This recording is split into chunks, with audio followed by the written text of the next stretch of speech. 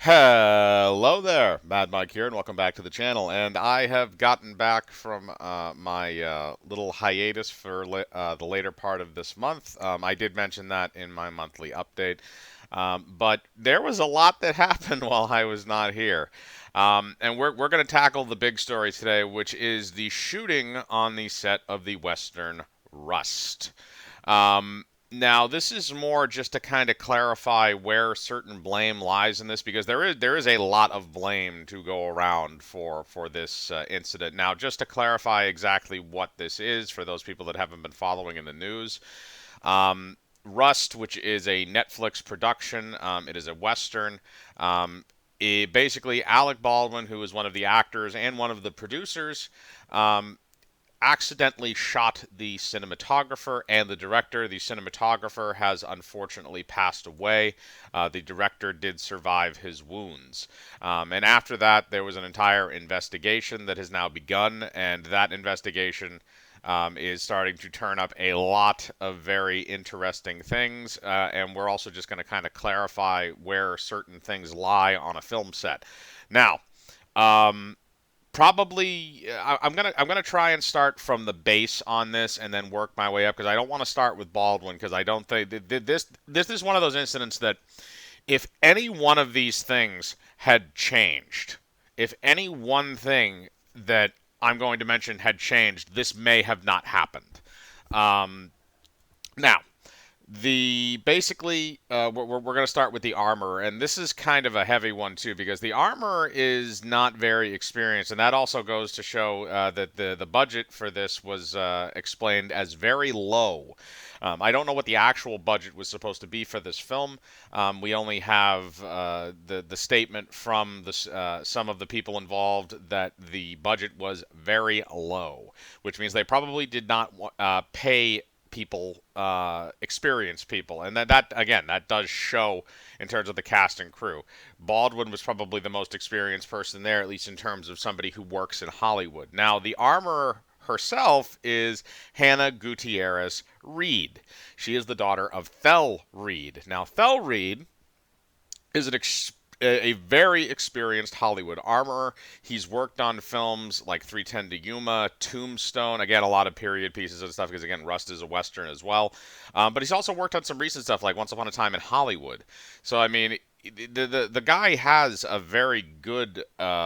He has a very good track record in terms of films that he has been the lead armorer for. Now, the armorer on the film, again, just to kind of clarify a little bit, they are the one that is in charge of loading and conditioning the weapons.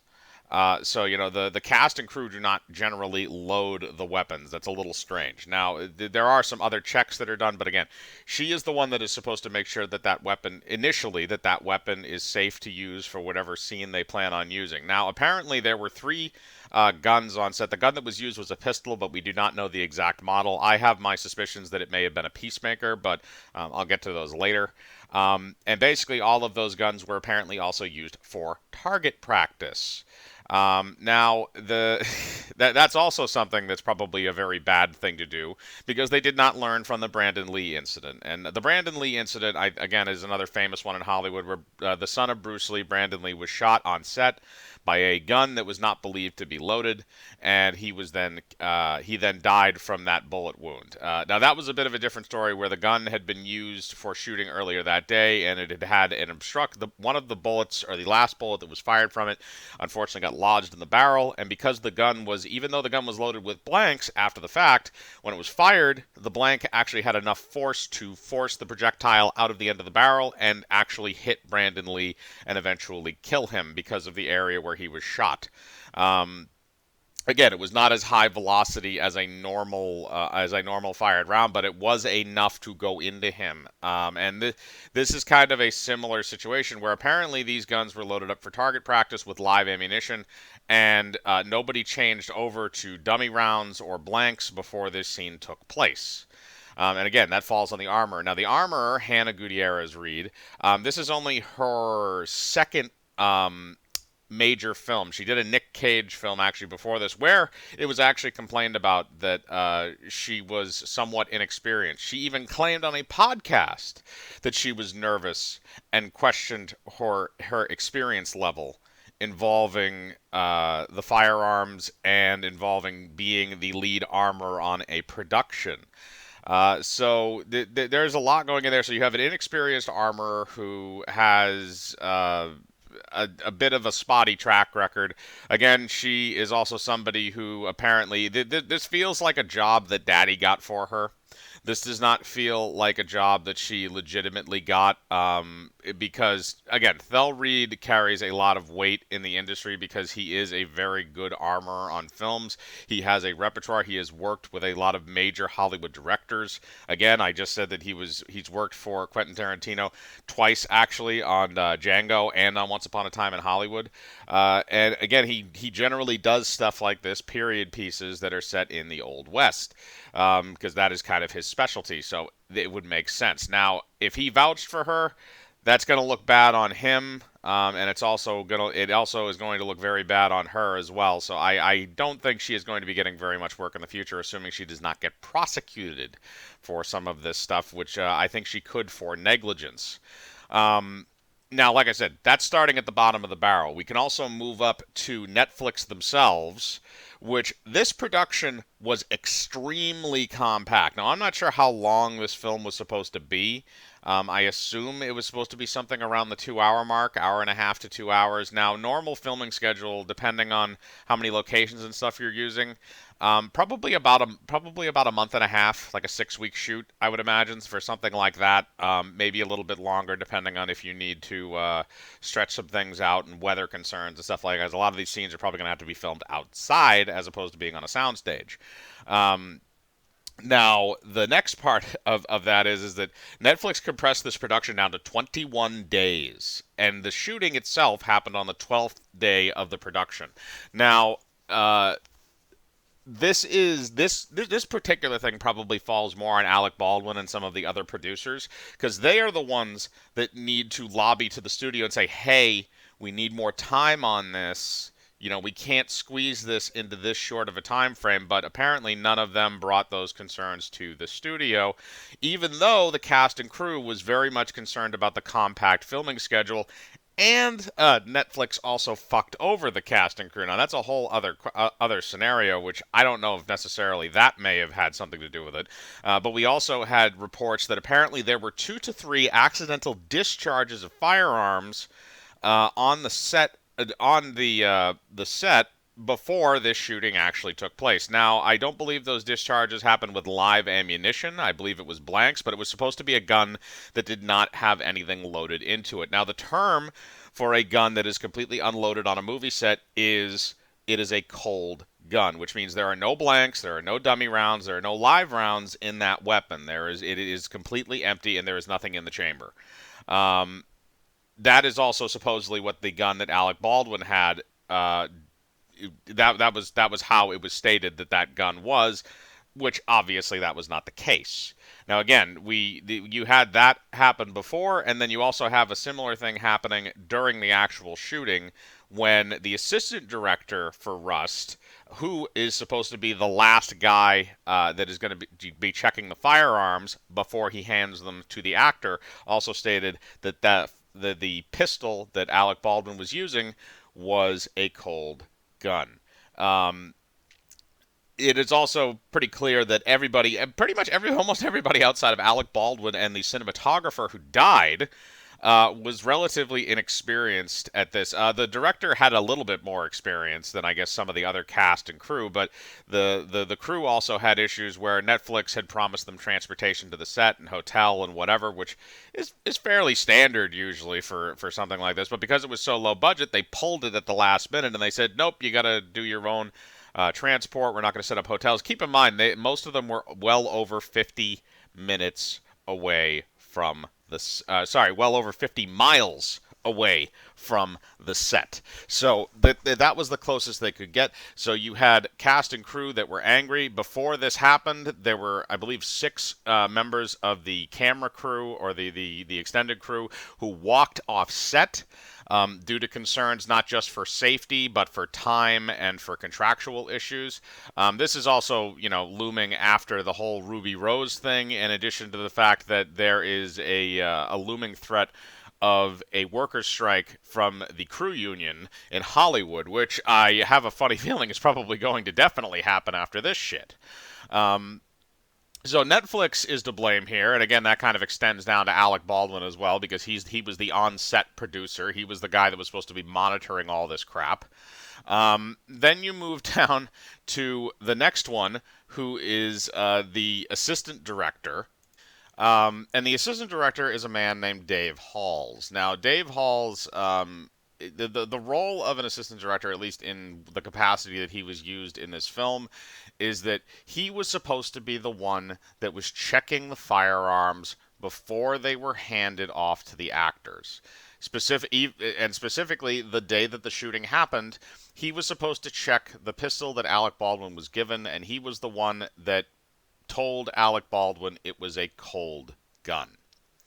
Now that puts a lot of the blame for this specific accident on him. Now again, if you're checking again what I would assume to be a revolver, it could have been a Peacemaker. That's the one that makes sense to me. It's a gun from that era, and it has basically a little latch that you flip up and when you load it, so you load one round at a time as you're rotating the chambers. And then once it is fully loaded, you close that latch, and you can't see the back of the chambers from the gun, although you could see if you looked in from the front of the chamber, but again, that's not proper. That's not proper. You don't point a gun at yourself, even if it's not loaded. Or you don't point a gun at yourself that you're not sure if it's loaded or not. But the thing is all he really had to do in that scene is, instead of, just handing him the gun and saying it was a cold gun and taking it, which it seems like he took it on faith. I don't know if anybody told him that it was a cold gun, or if he just said, somebody said, this is the table with the weapons, they are not loaded, yada, yada, yada. Again, that could have fallen on Hannah Reed or anybody else that was involved with those weapons. But he didn't check them. He didn't, which again would have not been a very difficult thing to do. He could have just flipped open the little latch that you have on it, where you could see where it would be loaded, and he would have been able to see that there was a round that was inside. Uh, and if he had actually rotated all of the chambers around, he would have been able to see that. But it appears that he did not. It appears he simply grabbed the gun, assumed that it was cold, told Baldwin that it was cold, and then handed it to him and walked away. Now, again, the reason why that is left up to the second unit or the assistant director is because the main director and the cinematographer are busy lining up the shots for the film. The assistant director's job in this scenario is mainly just to make sure that, everything's going according to plan outside of actually framing the shot. Because, again, the cinematographer and the director are supposed to be working in tandem. So because of that, they're going to be busy doing other things while he's supposed to be making sure that all the other stuff is running smoothly. They essentially leave a lot of, I guess, what you would call maybe the busy work to him. And this guy has been an assistant director for a very long time. He's worked on plenty of other movies, the Matrix films, Fargo, which only adds to the weirdness of why it was specifically him that simply said it was a cold gun. It could have also been that maybe he was inexperienced with firearms. But again, he's worked on many movies where there were a lot of either prop or real unloaded firearms that were used. So it's weird, but a lot of the blame does lie on him as well, because he is the one that told Baldwin it was a cold gun. Now, supposedly, the other thing that happened is that Baldwin actually drew the problem that happened is the shooting, the actual incident where the shooting took place. What happened is you had, and I remember when I first heard about it, I'm like, that sounds exactly like maybe this kind of a scenario. Is that Baldwin was supposed to be drawing the weapon for a shot, and he took the weapon out of a holster, and because it was loaded and he didn't realize it was loaded, he pulled the trigger and it misfired. Now, what happened is when it misfired, the cinematographer, Halyna Hutchins, and the director, Joel Souza, were both behind the camera framing up the shot. So what happened is the cinematographer was shot, and the bullet went through her and or was deflected or something like that, and it went into Joel Souza afterwards. Now Souza was injured, but he did not have life-threatening injuries. As we know, the cinematographer, she did pass away, and again, she was probably the most experienced person on the set, which is the saddest and most horrible thing of this is that she had a relatively good career. She was well liked by her peers. When the walkout happened, which was 6 hours before the shooting actually took place. When the walkout happened, she was apparently crying over the fact that the crew was just sort of leaving. Supposedly they were also having non-union people come in to fill the spots on the crew, people that I would assume would be not as experienced. Um, and again, the union does not like that usually when productions do that. But there is a whole bunch of that to go around as well. But the other thing is that there are three major people that this falls on, or technically three major people and an entire organization. But Netflix first because again, Netflix is the one that sets the productions for these things, the times, and how long they have to do things, and then the cast and crew just kind of have to go with it. Other than the producers, who can make the argument, well, the director probably can too, but the producers in this case, including Baldwin and some others, probably held a lot more weight with Netflix and probably could have changed that. But Netflix is at fault for having the compressed production schedule and the cut down budget.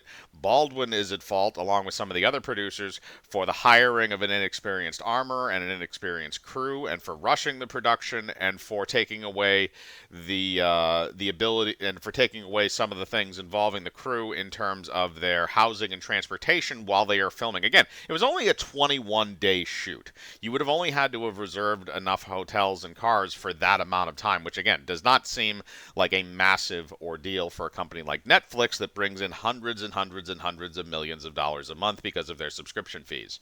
Um, so you have a whole bunch of blame going there. You have to blame the armor because, again, she was inexperienced. She was really mostly just riding on her father's coattails in order to continue to get work. Apparently, she's also being evicted from her house, but I'm not really going to go into that. But you have an inexperienced armor who's dealing with weapons that maybe she is familiar with, but who she in an interview very literally said that she was concerned she did not have enough experience doing that particular job. Then you also have the instances with the assistant director where he handed Baldwin a gun and told him it was a cold firearm, which means that it was not loaded with anything, not even blanks. So like I said, there's a lot of blame to go around here. Somebody is dead because of this. And unfortunately, again, it seems like Hollywood has not learned from their mistakes. This could be a situation where you could see a lot of change happening in Hollywood almost overnight. This is going to be a very big thing that the crew unions are going to use if they do decide to go on strike. Again, in addition to the Ruby Rose stuff, this goes beyond anything that really should happen on a film set. And again, this film had several accidental discharges in the days leading up to the actual shooting, even though this was, again, a 21-day shoot, which they only completed 12 days of. But like I said, this whole thing is a clusterfuck. None of this should have happened. If any one of those linchpins had been changed, there's a chance that this woman would probably still be alive. But this is what studios do: they cut corners to save costs. And if they do it too much, because here's the thing: how many other studios and how many times has Netflix too have they gotten away with something like this? Have they gotten away with doing a film like this? How many times have they gotten away where nobody got hurt? And it's the idea of how many times do you want? I pardon the pun, but it's kind of like playing Russian roulette. The idea that how many times are you going to do these things and expect to come out on the other side okay? and they did it one too many times, and somebody did not come out okay. You know, somebody got shot and somebody got killed, and there's probably a good chance that a lot of the people directly involved in that, including the armorer and Baldwin himself, and Netflix and Dave Halls, the assistant director, they are going to probably face some form of criminal and civil charges from the family of Halyna Hutchins, the cinematographer. So I just wanted to kind of go over that stuff and show that, like, you know, this is something, again, safety concerns are nothing new in Hollywood, but this is another thing where in this day and age, I feel like this is going to be taken a lot more seriously than certain things have in the past. You know, there have been on-set deaths in Hollywood for a very long time. A lot of the times they are tragic accidents or stunts gone wrong. But sometimes, like this, it is a series of gross negligences. You know, you can look at the Vic Moreau thing from the Twilight Zone movie. That's probably the most famous one. Like I said, I also mentioned before Brandon Lee. But this also just shows the importance of you need to have an experienced armorer on set, and the people that are going to be handling these weapons need to understand and be trained how to use them.